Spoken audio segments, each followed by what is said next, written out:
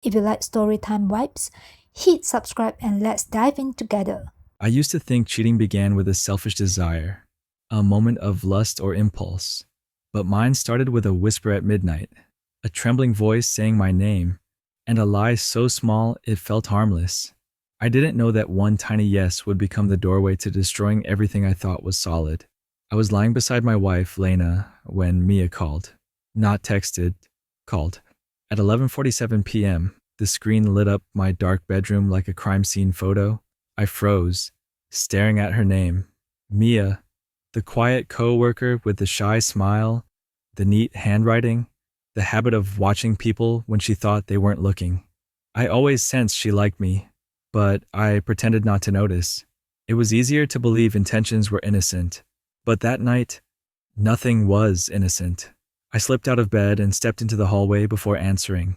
Mia? What's wrong? Her breathing was uneven, like she'd been rehearsing her panic. I need a favor, she whispered. A really big one.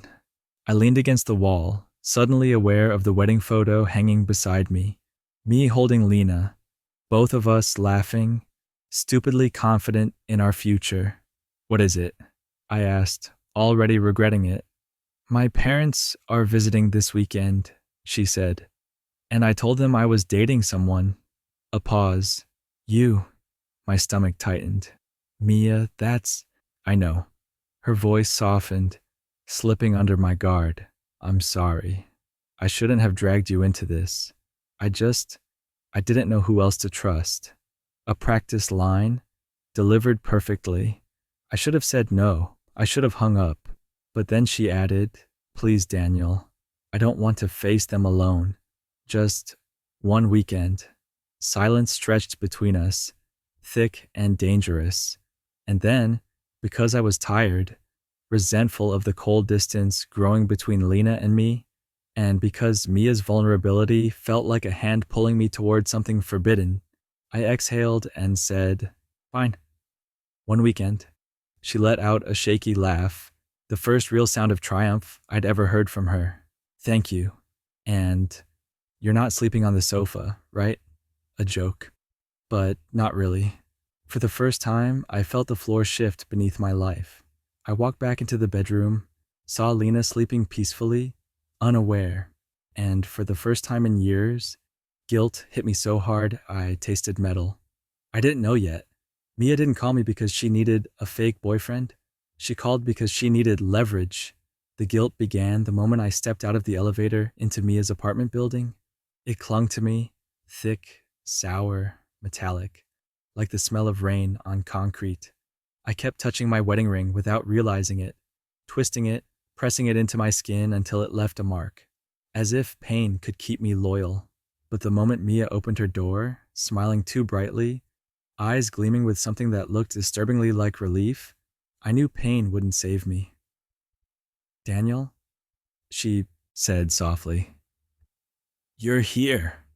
That tone, possessive, welcoming, almost proud.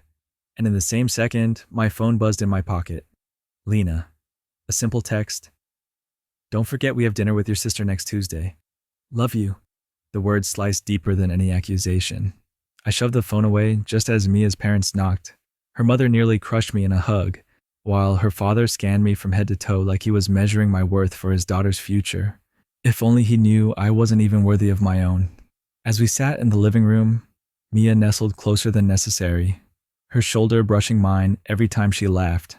I tried to lean away discreetly, but her father looked pleased each time she touched me, as if physical closeness confirmed the sincerity of the relationship. Guilt clawed up my spine. Each question they asked felt like an indictment. How did you two meet? What made you fall for each other? What do you love most about Mia? Love. That word hit me like a fist. I could feel my pulse pounding in my temples, but before I could speak, Mia jumped in smoothly. He loves that I'm patient, she said sweetly. Her foot grazed mine under the table. A warning. A claim. He loves that I make him feel safe. She smiled at me knowingly, like she was pulling confession out of thin air. I swallowed the truth and replaced it with a lie. because her parents were looking at me with expectation, with trust, with hope, things I no longer deserved.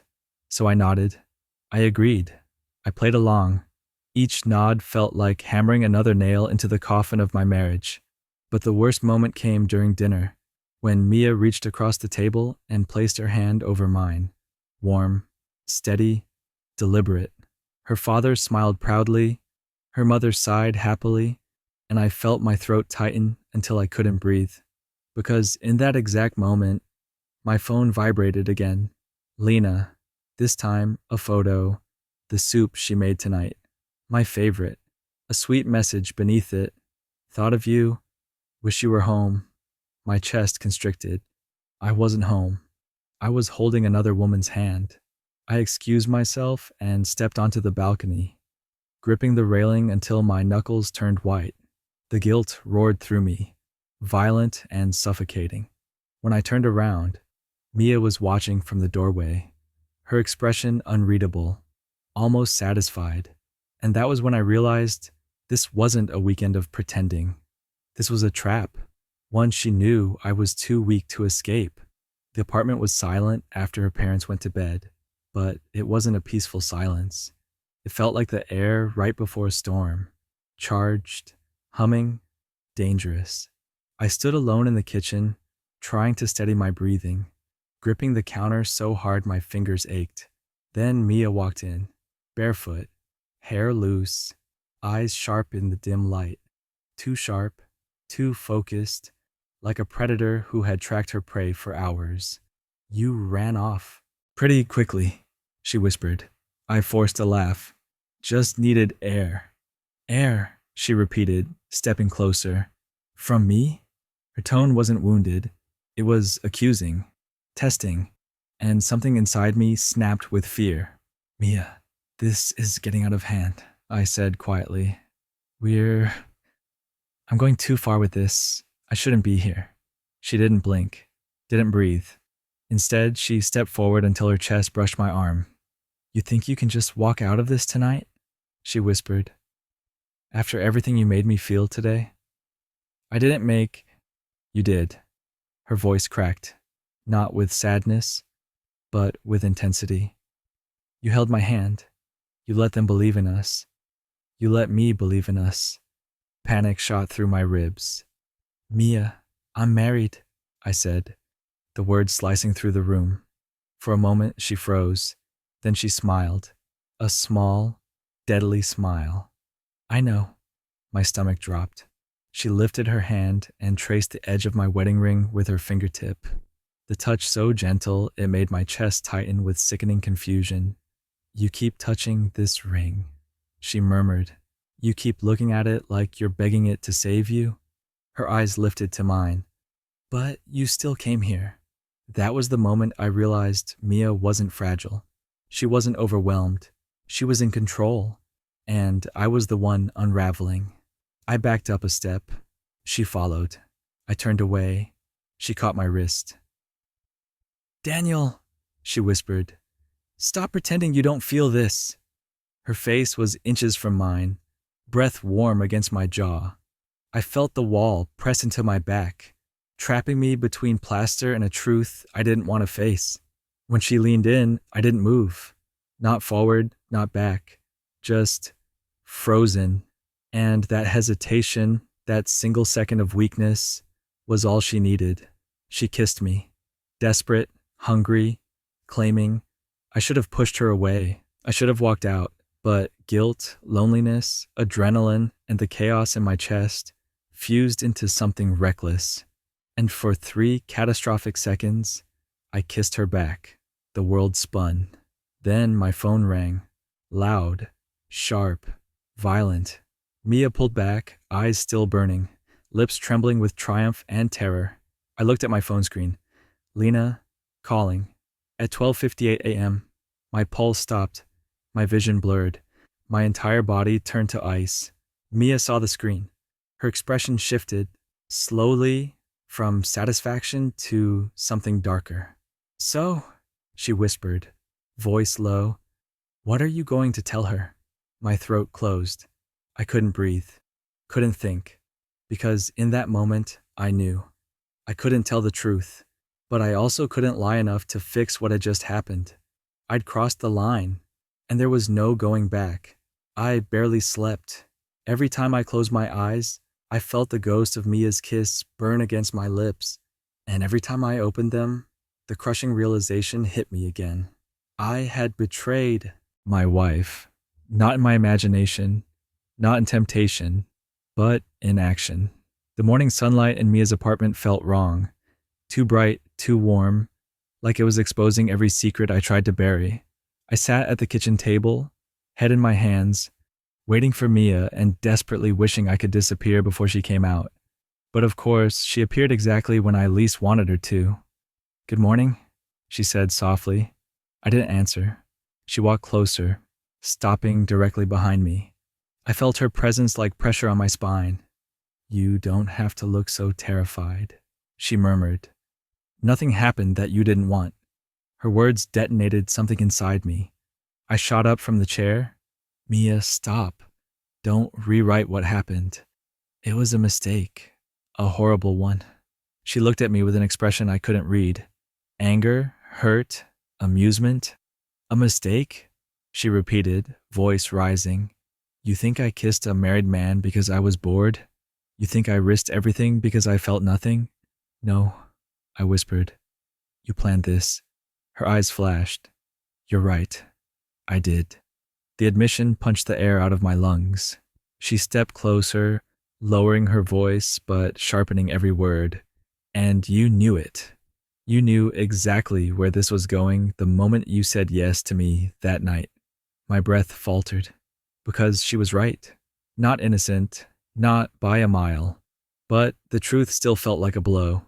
Before I could respond, her parents entered the room. Mia instantly softened, slipping into a facade so perfect it made bile rise in my throat. Her mother hugged me again. "Take good care of each other," she said warmly. The words shredded what was left of my composure. As we walked toward the elevator, Mia stayed disturbingly close to me, almost brushing my arm, as if claiming possession in front of her parents one last time. The moment the elevator doors closed, the mask fell. "You look like you want to run," she whispered. "I do." She smiled, cold, triumphant. "But you won't." Something in me cracked. "You don't control me," I said, voice low. She tilted her head. "Then why are you trembling?" I hadn't realized I was. The elevator dinged. We stepped out. I tried to lighten the tension, desperate to reclaim anything normal. "So, I'm still not sleeping on the sofa, right?" I forced a weak smile. Mia turned to me, expression icy. "Not you." She paused, then delivered the killing blow. "But someone else will be." My stomach dropped. She was talking about Lena, and she knew it would destroy me. I drove home with a feeling that someone had scooped out everything inside my chest and left it hollow. The closer I got to my building, the heavier the air felt, like gravity was punishing me for what I'd done. I stood outside my apartment door for a full minute before unlocking it. I kept imagining Lena opening the door, smiling, hugging, me asking how work had been. All the normal things she did without knowing she was welcoming home a stranger. But when the door finally swung open, she didn't smile. She was sitting on the couch, arms wrapped around her knees, phone in hand. Her eyes were swollen but dry, the kind of dryness that comes after a storm. Not before. "Hi," she said, voice small. I swallowed. "Hi." I stepped inside. My bag slipped from my hand to the floor. For one brief moment, I thought maybe I could fix this. Maybe the guilt alone hadn't already poisoned everything. But then Lena lifted her phone slowly, like it weighed 1,000 pounds. "Someone texted me," she whispered. My blood turned to ice. She opened the message. I recognized the number. I shouldn't have, but I did. It was Mia's. Lena read the message aloud, each word slicing clean through the room. "You deserve to know who your husband really spends his nights with." A photo followed. Not of the kiss, not of anything explicit, just a picture of my jacket hanging on Mia's chair, and behind it, Mia's shadow holding the phone. It wasn't proof, but it was enough. Lena's voice cracked. Daniel, what is this? I opened my mouth, but nothing came out. My throat was sand. My lungs were collapsing. I don't know what happened, she whispered, but I know something did. I tried to breathe, tried to force words out, tried to build a lie strong enough to hold back the truth. But my silence was the answer. Lena wiped her face with both hands, then looked at me with a devastation I will never forget. Why didn't you come home? She asked. There were 1,000 explanations, none of them true, none of them enough. I'm sorry, was all I managed. She closed her eyes, as if the apology made everything worse, not better. Then she stood up slowly, shaking. I can't do this right now, she whispered. I can't even look at you. She walked into the bedroom and shut the door gently. Not a slam, not anger, just quiet, exhausted heartbreak. I stood alone in the dark living room, staring at the closed door, breathing like someone drowning. My phone buzzed. A new message from Mia. Told you? Someone's sleeping on the sofa tonight. And that was when I understood. This wasn't a mistake anymore. It was a war. And I had already lost everything worth fighting for.